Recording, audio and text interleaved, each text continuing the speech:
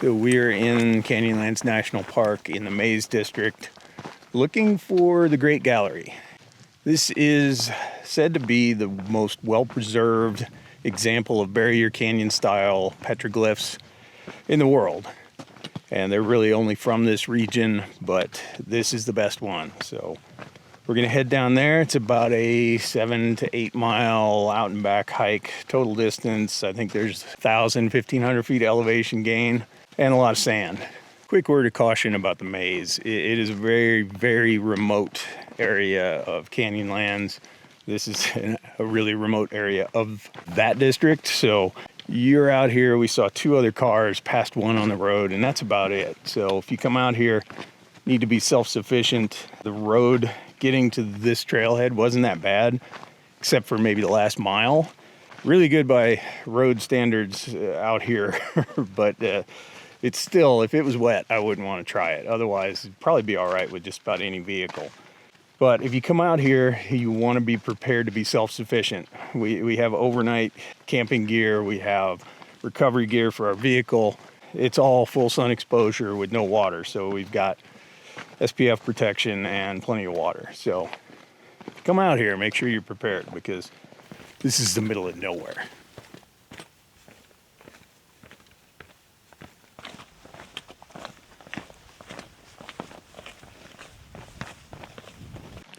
Just about the time you see this water tank out here, start looking off to the left of the trail as you're going in for dinosaur tracks. I'm not going to step on it, but there's my foot for scale. There's a couple more around here. There's the obvious one. This may be one here. And then down in here, this could be one. Different toes. And then another one. Right there, you can kind of see, let me get a different angle. Yeah, there's another one. You can see the toes here. Thing's huge. Kind of happy those aren't walking around anymore. To give you a little bit of information on these petroglyphs, petroglyphs are really hard to date. So there's a couple of reasons why carbon dating doesn't really work. You know, carbon dating is not going to work on rocks and minerals that have been around for millions of years. So if those were used to paint these things, they're not going to give you an accurate dating of when they were actually painted. So you have to rely more on artifacts that are left around the petroglyph sites. And that gets really confusing because the ruins and the artifacts around the petroglyphs may be from people after the petroglyphs were painted. So a little bit of a timeline on this. The first people that we know of that lived in this area were called the Paleo Indians, and they were here from around 11 to 7,000 BC. Then it was the Archaic people from 7,000 to 5,000 BC. Then you get into the Puebloans, and then eventually that became the Paiute, the Ute, and the Navajo that are still here today. These petroglyphs are attributed to the Archaic people, which there's a lot of argument over when they were done, but somewhere from 1,500 to 8,000 years ago. To put that in perspective, the Roman Empire was started about 2,000 years ago. So these things possibly here 6,000 years before Rome was founded.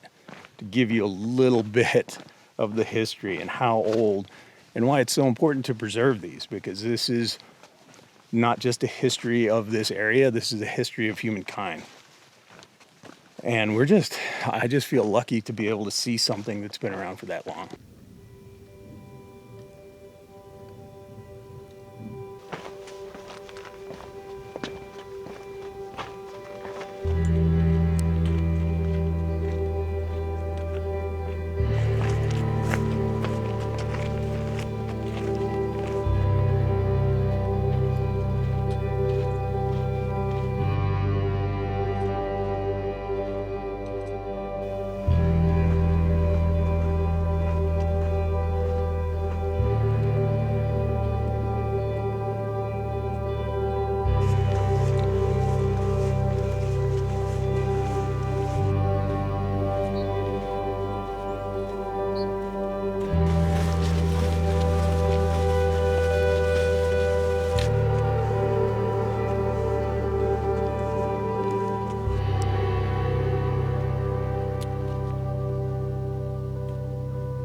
So we're about 1.8 miles in from the trailhead, and we're at the first petroglyph panel.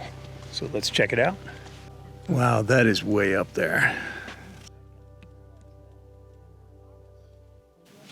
If you come down here, you want a zoom lens or binoculars because there's a lot going on. These things are really cool up close. So almost right across from that one, here's another panel. And there's a trail going up behind these boulders, and there's more up there too. So we're gonna check this one out.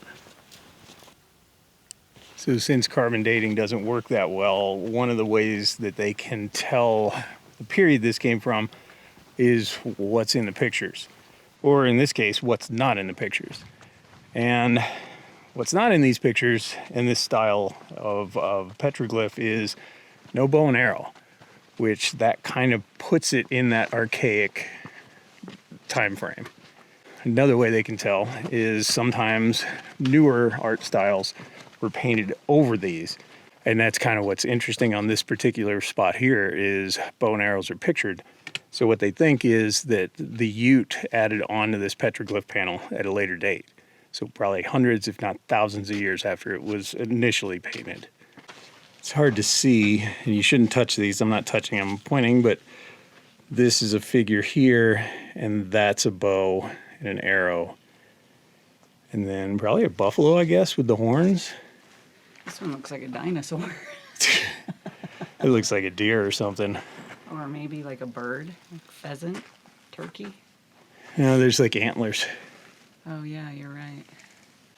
Yeah, so you have probably a Ute petroglyph with the hunter figure here. He's got a bow, arrow. It's a buffalo or deer. And then right next to it, you've got this Aliens. pictograph, long, I don't know what that is. This one might be older. And these are just newer added on. Wow. I find that pretty fascinating because initially you think about these things and you think, oh, well, the Native Americans did this. They know what all these symbols mean and who did them. And a lot of cases they didn't. So that Ute drawing was probably 2,000 years after the initial panel over here. So you got to just wonder, what did they think about this? You think about these cliff dwellings and all that. Those were here long before a lot of the modern day tribes that we know of. And they probably looked at them and didn't know what they were any more than we did. I would love to hear from some Native Americans of what kind of stories and tradition were brought down. I've read that they were revered. I've read that these pictographs were feared and they were kind of superstitious, that they were bad juju. You don't want to go around them. Obviously, they respected them because a lot of these have been untouched. And those people lived here for thousands of years with them. So I'd be really interested to know what it's like from that community's perspective.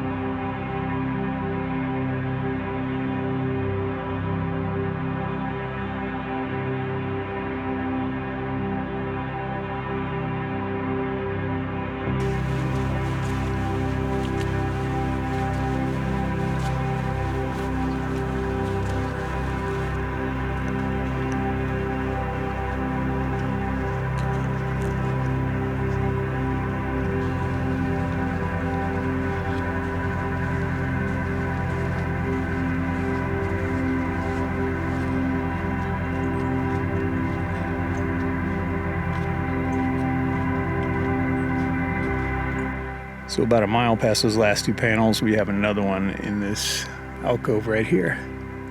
Let's go check that one out. Oh, that's just sad. I don't know why people feel the need to do that and deface these sites. But if you do come visit, just mind the barricades, stay on the trails. These are petroglyphs. They're like chiseled into the rock.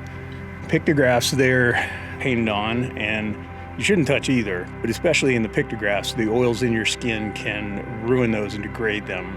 I've seen examples where just in a period of years, something that's been there for 4,000 years, people come up and touch it, and in 5 years it's gone. So respect the sites, don't touch them, leave them like they were, because they're really cool, and they've been here for a long time.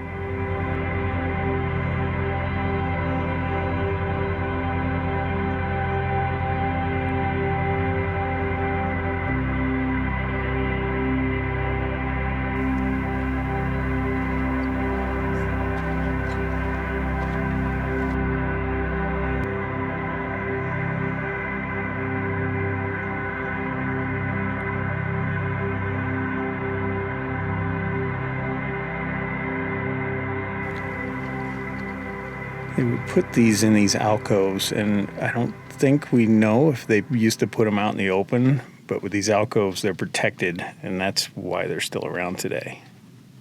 Even with Puebloan type of structures, you'll find them under these alcoves. I'm sure they're structures they built there on purpose, but on these petroglyphs, I don't know if they put them under here for preservation, or if they put them everywhere and all the ones that were not in the alcoves are long since gone due to the elements. But either way, if you see an alcove, you're in one of these kind of places, it's worth checking out because there might be something there that's worth seeing.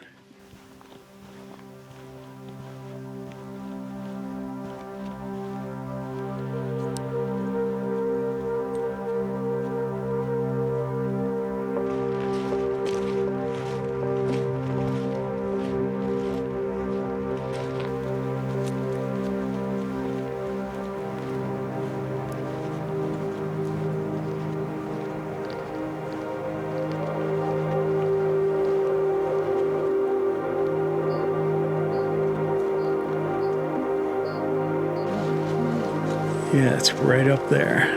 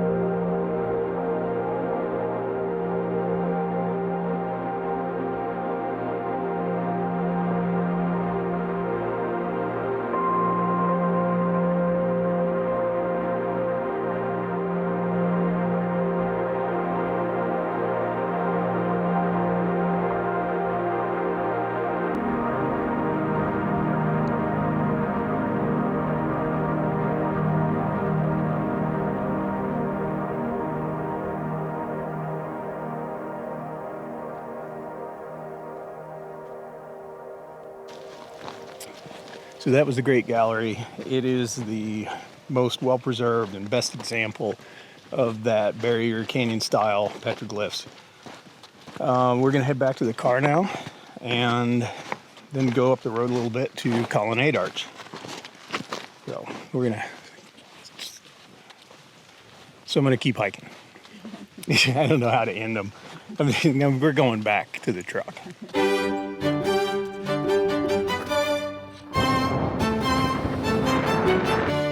All right, we're at the trailhead. The road was a little rough. I don't think high clearance or anything is required as long as it's dry. I don't know, 10, 15 miles down the road, maybe, if that, from the Great Gallery. So we're gonna hike maybe half a mile to Colonnade Arch.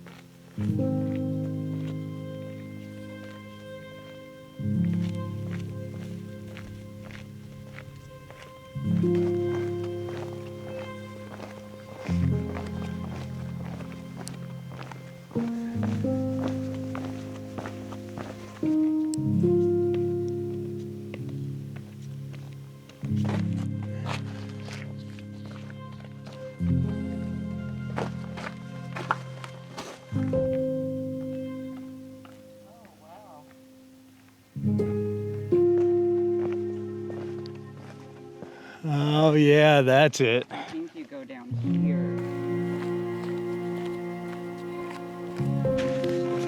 Don't want to slide off the edge though.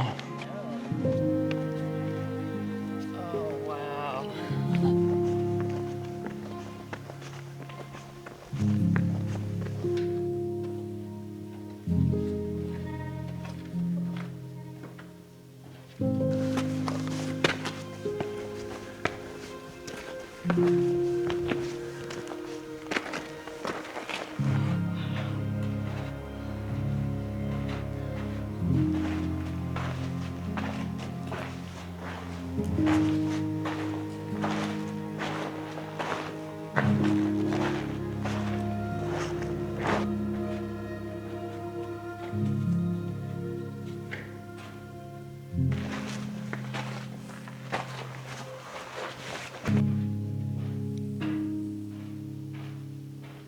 Really kind of hard to video this thing.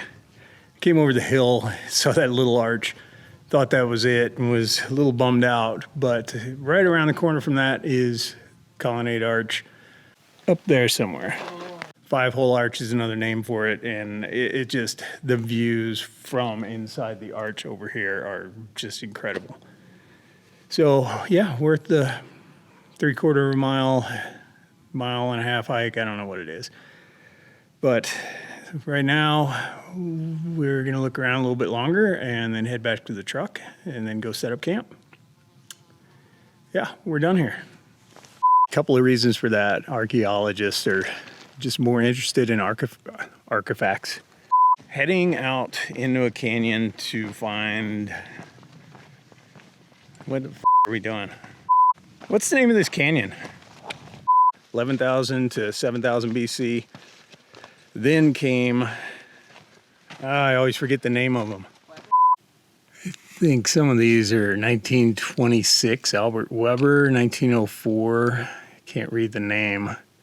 But some of these have become history themselves now. That doesn't mean you should try it though. I think that's why you don't step on the edge of a cliff. Because you don't know what's underneath it. And it could be cracked. And you could stand out here and not know. So we ran into a guy out here that volunteers, and he said this actually used to be a road, this trail down into here. You can see it on the other side going up, over. That was done by one of the oil companies when they were looking for oil out here. That is why it is so important that we protect these sites, because some people don't care. I'm from Arizona. We just lost Oak Flat, amazing area, beautiful. Got some politicians did some land swap deal. The Apache fought it all the way to the Supreme Court and lost, so that's going to be a strip mine soon. As much as I do like my vehicle, you don't want to lose 4,000 years of history just so you can fill your car up with gas. So yeah, glad it's protected.